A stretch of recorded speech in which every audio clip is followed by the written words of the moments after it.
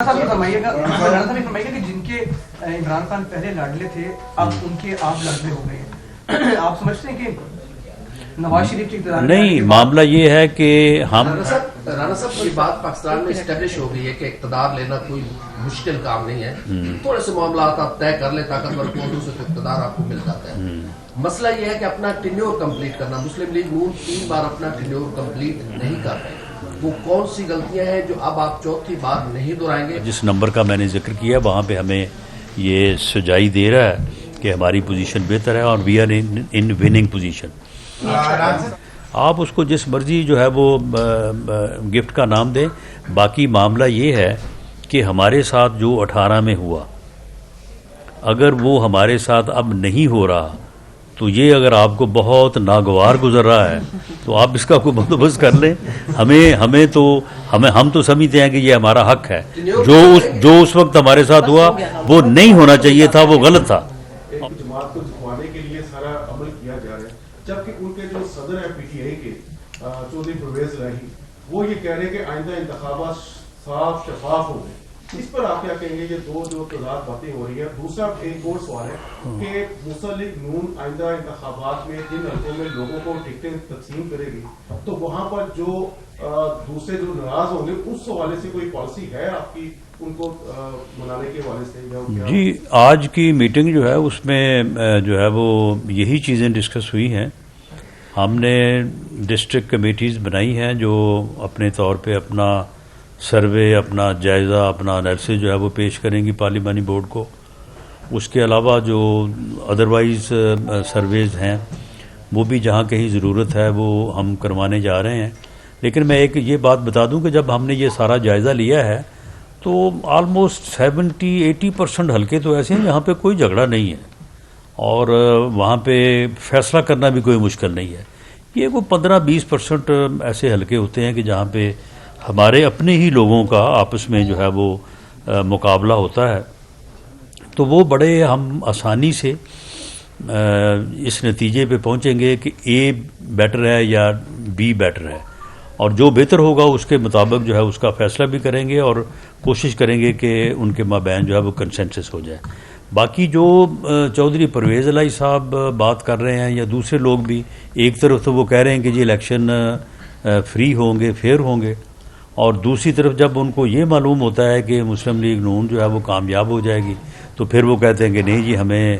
Equal level playing field جو ہے وہ نہیں مل رہی۔ آپ مجھے بتائیں کہ ہمارے خلاف اگر جھوٹے مقدمے درج ہوں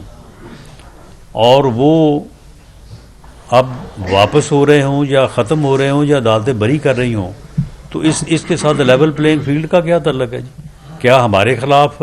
جھوٹے مقدموں کا قائم ہونا لیول پلینگ فیلڈ ہے یا ان کا قائم رہنا جو ہے وہ لیول پلینگ فیلڈ ہے؟ جو ہمارے ساتھ غلط ہوا، جو ہمارے ساتھ 18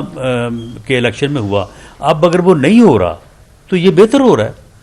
کسی اور کے ساتھ بھی نہیں ہونا چاہیے۔ اور ہم بالکل اس حق میں ہیں کہ تمام سیاسی جماعتوں کو الیکشن میں حصہ لینے کی اجازت ہونی چاہیے۔ ہم کسی جماعت کے اوپر پابندی کے حق میں نہیں ہیں، لیکن اگر کسی نے کوئی جرم کیا ہے، خدا نخواستہ میں اگر باہر نکل کے کوئی کسی جرم کا ارتکاب کرتا ہوں تو کیا مجھے اس لیے نہ پوچھا جائے کہ میں نے الیکشن لڑنا ہے؟ اگر کسی نے 9 مئی کو یا اس سے آگے یا پیچھے کچھ کیا ہے تو وہ تو اسے فیس کرنا پڑے گا۔ باقی ٹھیک ہے، باقی جن لوگوں کے اوپر کوئی الزام نہیں ہے، معاملہ یہ ہے کہ اگر ایک آدمی اسے کسی جرم کا یا پروسیکیوشن کا سامنا ہے اور وہ کسی پہ اعتبار ہی نہیں کرتا، وہ اپنی پارٹی میں کسی کی بات سننے کو تیار نہیں ہے، تو یہ بھائی ہمارا قصور ہے، یہ تو ان کی پارٹی کا مسئلہ ہے، وہ اس کو حل کریں۔ رانا صاحب فرمائیے کہ جن کے عمران خان پہلے لاڈلے تھے اب ان کے آپ لاڈلے ہو گئے ہیں، آپ سمجھتے ہیں کہ نواز شریف کی اقتدار؟ نہیں، معاملہ یہ ہے کہ ہم لاڈلے اس لیے ہو گئے ہیں کہ ہمارے خلاف جو جھوٹے کیس تھے وہ ختم ہو گئے ہیں۔ کیا جھوٹے کیس ہمارے اوپر قائم رہنے چاہیے؟ اگر آپ اس چیز کو سمجھتے ہیں کہ یہ فیئر ہے، یہ فیئر الیکشن کی نشانی ہے، یا اس بات سے جو ہے وہ لیول پلینگ فیلڈ جو ہے وہ ہو سکتی ہے کہ ہمارے خلاف جو ہے وہ مقدمات جو ہے وہ بننے چاہیے، تو پھر آپ 30 کلو کا تھیلا ہمارے اوپر ایک اور ڈال دیں۔ رانا صاحب کی بات پاکستان میں اسٹیبلش ہو گئی ہے کہ اقتدار لینا کوئی مشکل کام نہیں ہے، تھوڑے سے معاملات آپ طے کر لیں طاقتور قوتوں سے تو اقتدار آپ کو مل جاتا ہے۔ مسئلہ یہ ہے کہ اپنا ٹینیور کمپلیٹ کرنا، مسلم لیگ نون 3 بار اپنا ٹینیور کمپلیٹ نہیں کر رہے، وہ کون سی غلطیاں ہیں جو اب آپ چوتھی بار نہیں دہرائیں گے؟ اور دوسرا میرا سوال یہ ہے کہ 141 میں سے 120 تو آپ لے گئے سیٹیں، باقی کس بچ گئی؟ وہ کسی کو گفٹ کر رہے ہیں یا کوئی اور جیتے گا؟ دیکھیں، جہاں تک ہمارا تعلق ہے، ہماری اپنی اسیسمنٹ ہے ہمارے اپنے کینڈیڈیٹس کے بارے میں کہ جو اپنے اپنے حلقوں میں، کیونکہ ہم نے بھی جو ہے وہ پارٹی سروے بھی کیے ہیں، ادروائز بھی جو ہے وہ ہم نے سروے فرم سے بھی مدد لی ہے، باقی میڈیا جو ہے وہ بھی ایک بہت بڑا سروے ہے، تو اس کے حساب سے ہماری جو پوزیشن ہے وہ ہمیں جن حلقوں کا جس نمبر کا میں نے ذکر کیا وہاں پہ ہمیں یہ سجائی دے رہا ہے کہ ہماری پوزیشن بہتر ہے اور we are in winning position. باقی جو ہے اب مثال کے طور پہ احمد مخدوم صاحب کی 2 سیٹیں ہیں، تو وہ آپ کو بھی پتہ ہے، ہمیں بھی پتہ ہے کہ وہ آپ کہہ رہے ہیں کہ ان کو کسی نے گفٹ کرنی ہے، تو میرا تو اپنا خیال ہے کہ نہیں، وہ ان حلقوں میں مضبوط ہیں،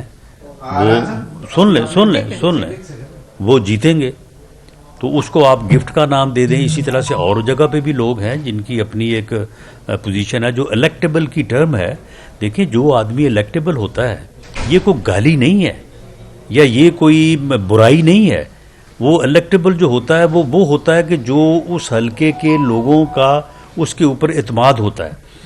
وہ اس کے اوپر جو ہے وہ اس کو اپنا ووٹ دینا چاہتے ہیں، اس کی یہ کیپیسٹی ہوتی ہے۔ تو اگر کوئی الیکٹیبل ہے تو اس میں کوئی اچھائی ہوتی ہے، تو پھر اس حلقے کے لوگ جو ہیں اس کی قدر کرتے ہیں، اس کی عزت کرتے ہیں یا اس کو ووٹ دیتے ہیں۔ آپ اس کو جس مرضی جو ہے وہ